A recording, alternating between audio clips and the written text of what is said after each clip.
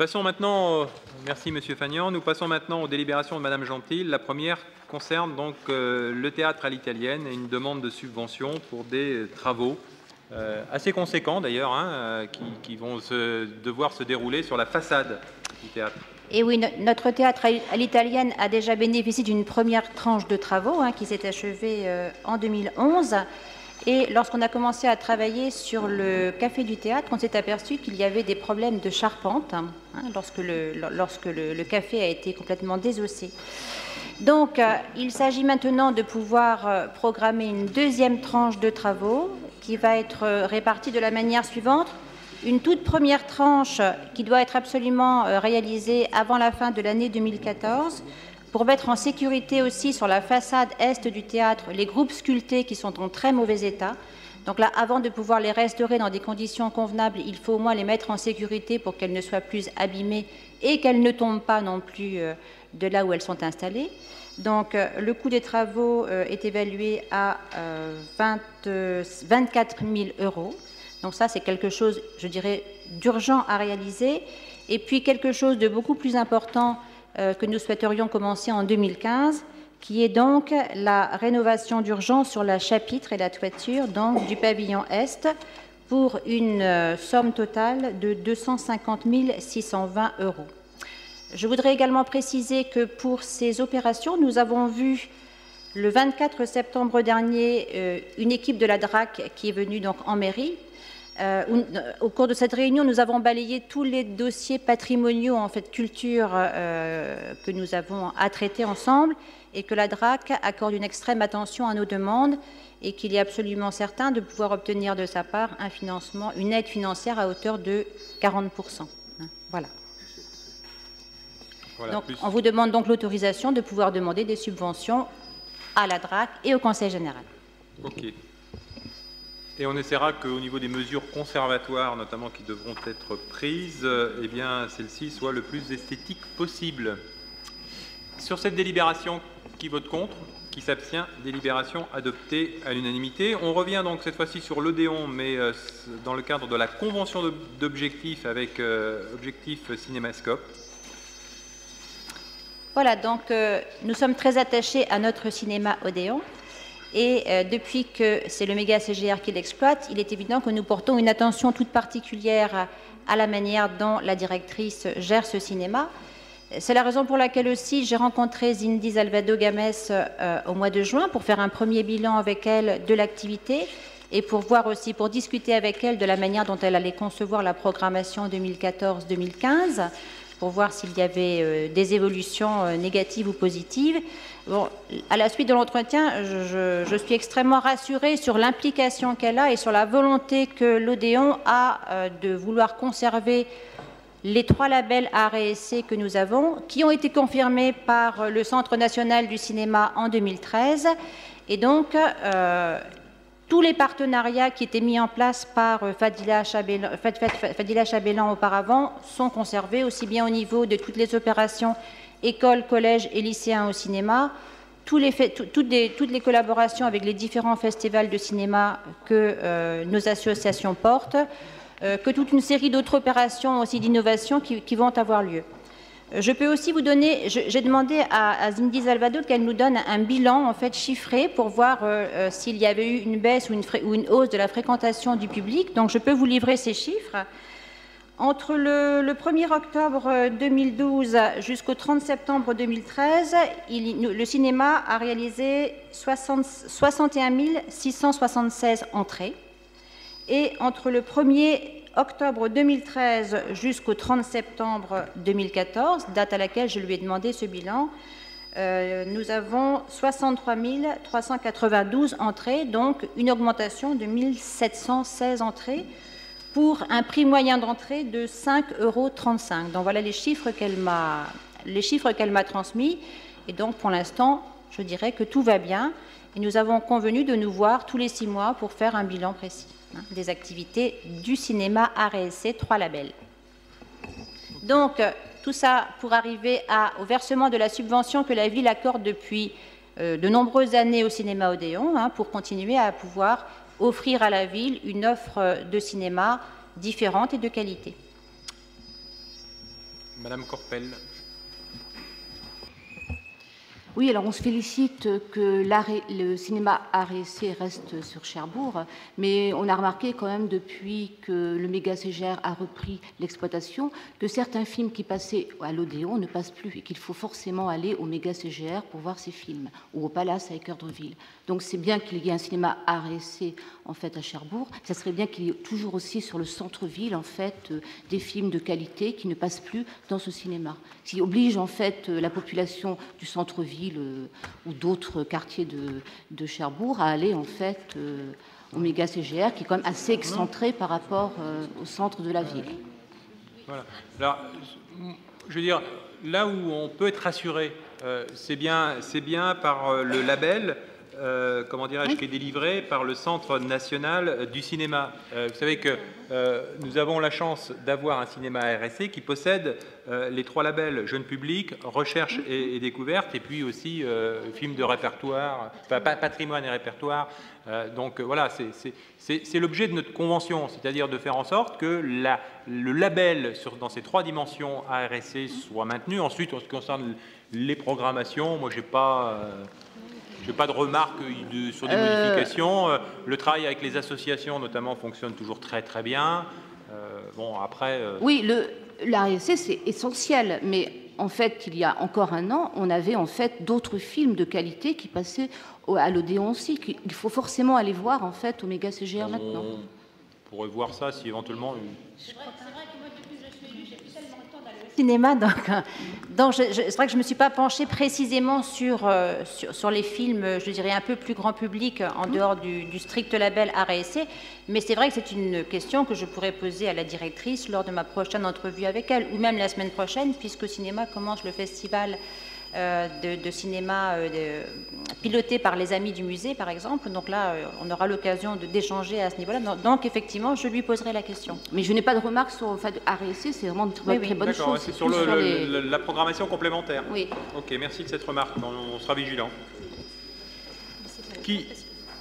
Sur cette délibération, qui vote contre, qui s'abstient? Délibération adoptée à l'unanimité et je vous en remercie. Donc la délibération suivante concerne le pôle national des arts du cirque de Basse-Normandie, donc la modification des statuts.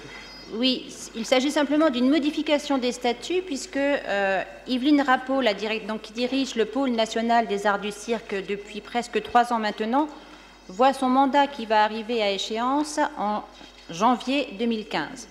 Or, dans les statuts, et notamment au chapitre 10,2, je crois, il est prévu que pour que le directeur ou la directrice voit son mandat renouvelé, il est prévu quand même qu'on fasse appel à candidature.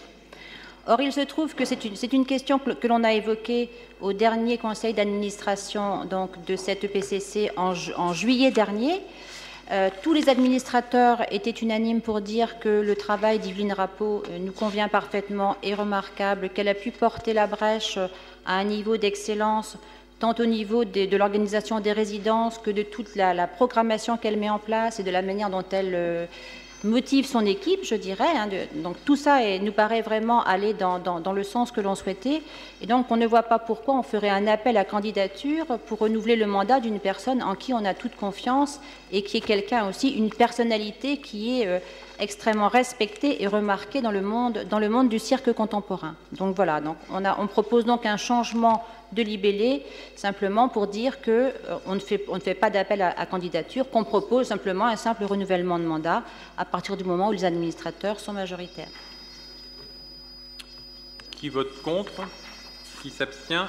Donc, délibération adoptée à l'unanimité. Je vous en remercie. On passe maintenant à la délibération concernant l'ESAM C2.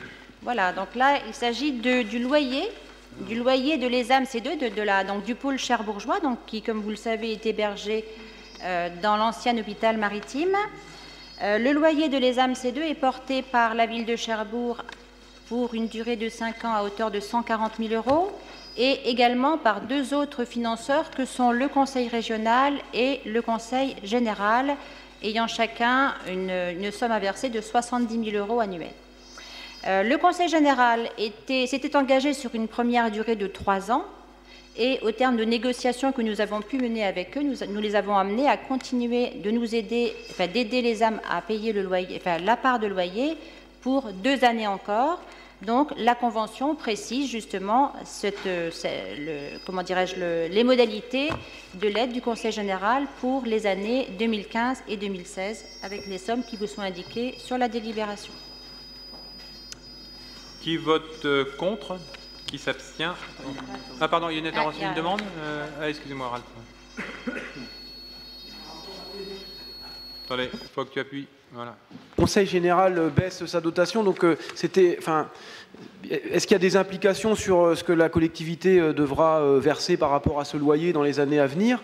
Et c'est donc la Schéma qui est destinataire des loyers de ce pôle. La Schéma, c'est une. Est-ce qu'on peut avoir des précisions sur la Schéma et les possessions de la Schéma sur Cherbourg-Octeville? Alors, ce n'est pas une possession, puisque le site du CHA est propriété du Conseil général, et il a, autant qu'il m'en souvienne, une convention d'aménagement avec la Schéma, qui est concessionnaire, donc qui est exploitant du site. Il est exploitant, il agit en tant qu'exploitant. Ce qu'on pourra vous transmettre, parce que c'est un dossier qui est géré par le Conseil général de la Manche, on pourra vous transmettre, c'est le rapport d'activité. Il y a un rapport annuel qui est soumis à la délibération du Conseil général tous les ans, donc ça on vous le transmettra. Donc ça c'est son implication. La Schéma est une société d'économie mixte. Elle intervient également sur le territoire de la ville de Cherbourg-Octeville, dans le cadre où elle a aussi une mission d'aménagement sur la ZAC des bassins. Elle a également une convention, me semble-t-il, où elle agit en prestataire de services avec la communauté urbaine pour accompagner les entreprises dans leurs besoins immobiliers et pour permettre notamment l'accompagnement de ces entreprises sur la formalisation d'un projet immobilier sur les zones d'activité de la communauté urbaine de Cherbourg. Voilà, c'est les 3 missions qui me semblent, de mémoire, incomber à la Schéma sur le territoire de la ville de Cherbourg-Octeville.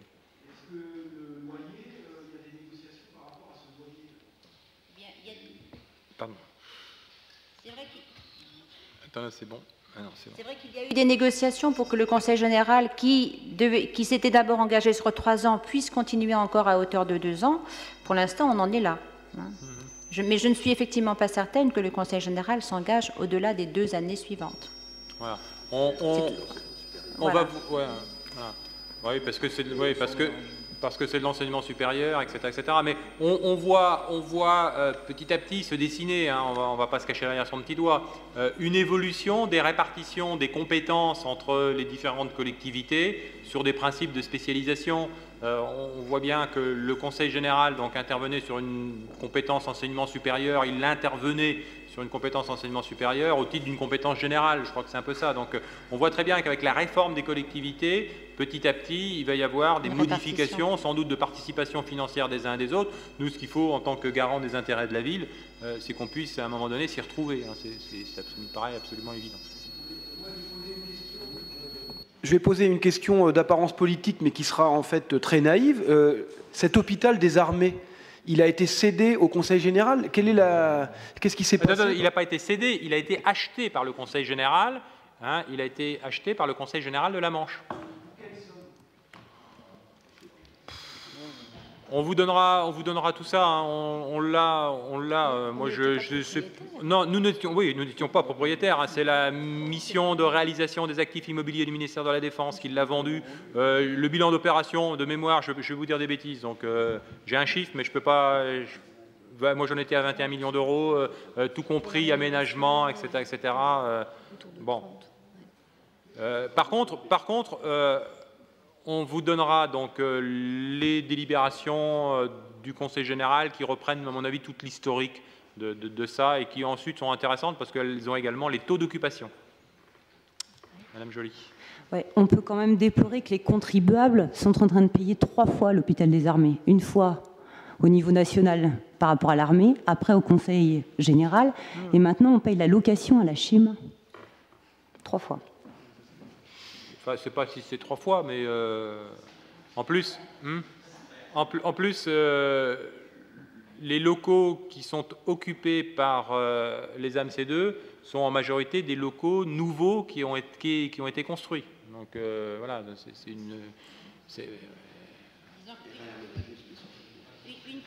Une partie de l'ESAM, la partie ancienne, est consacrée à la partie atelier grand public, hein, que ce soit les enfants et les adultes, et la partie supérieure est installée au fond de l'hôpital maritime, et dans des locaux qui sont beaucoup plus récents, qui ont été construits ensuite par le Conseil général.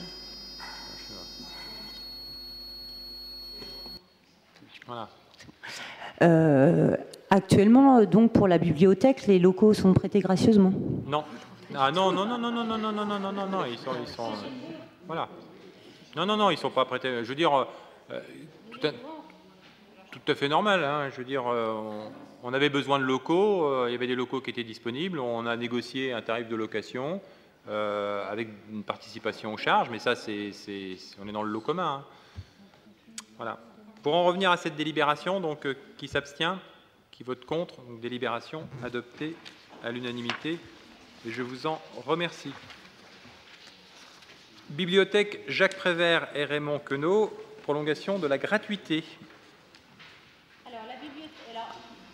Pour faire le lien avec ce que disait Christelle tout de suite, effectivement, la bibliothèque, comme vous le savez, est hébergée à l'ancien hôpital des armées, donc dans des locaux que nous louons, et ce jusqu'à ce qu'elle puisse réintégrer le bâtiment du Casar.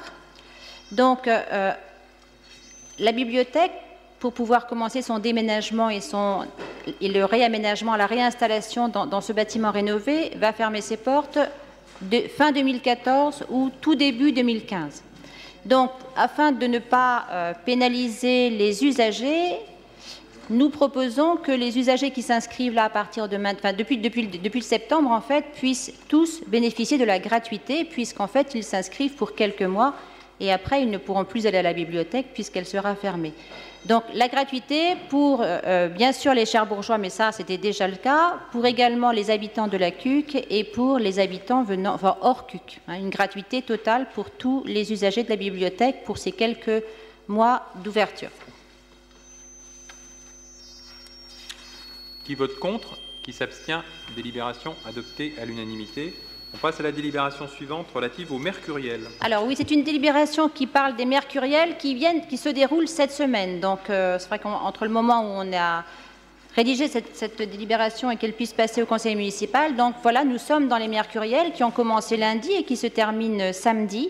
Donc les mercuriels, une manifestation à laquelle nous tenons, qui a 15 ans d'existence, qui est portée par Brigitte Poulain, bibliothécaire à la bibliothèque municipale, et qui a pour objectif de mettre en place des ateliers d'écriture et des rencontres entre des écrivains et, je dirais, des gens qui ne sont pas forcément familiers de la littérature et de l'écriture.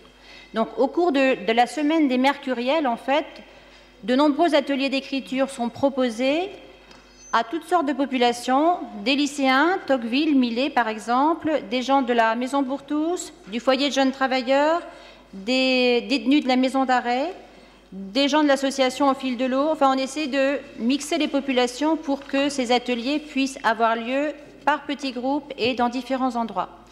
Le rendu de ces ateliers a lieu vendredi prochain au Théâtre de la Butte à partir de 20h30. Au cours de cette soirée, qui se veut un petit peu solennelle, les écrivains, je dirais, les écrivains vont pouvoir se mettre en scène pour pouvoir lire, jouer les textes qui auront été écrits pendant cette semaine. Donc c'est une manifestation en fait qui crée du lien social et qui travaille aussi sur l'estime de soi et sur le fait que même si on n'est pas familier de ces pratiques, on peut aussi faire des choses et on peut venir sur scène pour être mis en valeur. Et ça, c'est quelque chose qui nous semble extrêmement important. Donc pour ces mercuriels qui se tiennent, bien sûr, il y a un budget. La participation de la ville est de 23 000 € et d'autres financeurs peuvent contribuer justement à faire de ces mercuriels une opération qui est reconnue, pointée et de grande qualité. Qui vote contre? Qui s'abstient? Délibération adoptée à l'unanimité. On passe à une délibération sur un des éléments identitaires de notre patrimoine, à savoir la statue équestre de Napoléon Ier. Et oui, la statue équestre de Napoléon Ier est l'un des symboles, je dirais, de notre ville. Et le diagnostic que l'on a pu faire de cette statue équestre nous indique que Napoléon ne va pas très bien, tant sur la statue proprement dite que sur le piédestal, et qu'il s'agit donc de s'en occuper et de le rénover. Donc, deux études, on a donc demandé une étude diagnostique, on a eu des réponses de deux cabinets qui sont d'égale, je dirais, d'égale qualité, hein, c'est ce que nous a indiqué la DRAC lorsque nous nous sommes vus le 24 septembre. Donc, le coût estimé des travaux est de 50 000 €. Et bien sûr, pour faire ces travaux, nous sollicitons des financements de la DRAC et du Conseil général, et également d'un autre partenaire, d'un mécène, qui est la Fondation Napoléon, et qui nous a indiqué vouloir effectivement pouvoir participer au sauvetage de l'une des plus belles statues équestres de l'empereur. C'est vrai. Qui vote contre? Qui s'abstient? Délibération adoptée à l'unanimité. Tournage du film Marguerite et Julien, donc la convention. Oui, donc ça c'est la dernière délibération culture. Donc vous avez tous forcément entendu parler du film qui est en train de se tourner au château des Ravalais, puisque le casting organisé au début de l'été a rencontré vraiment un grand succès. Il y a eu plus de 1000 personnes qui se sont présentées au casting, ce dont se réjouissait la production. Donc les choses ont commencé, mais il nous faut quand même signer une convention entre la ville et la société Rectangle Productions, donc qui produit ce film, de Valérie Donzelli. Donc vous avez la convention dans cette délibération. Je précise aussi que l'on a décidé avec la société de production de pouvoir amener en tout cas sur le tournage des populations aussi, des groupes de lycéens, des groupes des enfants des écoles primaires, des gens des espaces solidaires, des seniors qui vont pouvoir passer quelque temps sur le tournage. Donc la société nous a indiqué 5 ou 6 jours au cours desquels ils pouvaient recevoir des groupes scolaires ou adultes, de façon à ce que notre population aussi puisse se rendre compte de ce que c'est un tournage et peut-être approcher les équipes techniques et les équipes artistiques. Nous organiserons aussi dans le cours, donc le tournage se fait en octobre et en novembre, et nous avons l'intention d'organiser une rencontre avec les équipes de tournage au Château des Ravalais, rencontre à laquelle vous serez tous et toutes invités. Mais on attend effectivement que la société nous propose une date pour pouvoir mettre en place cette rencontre. Parfait. Qui vote contre? Qui s'abstient? Délibération adoptée à l'unanimité.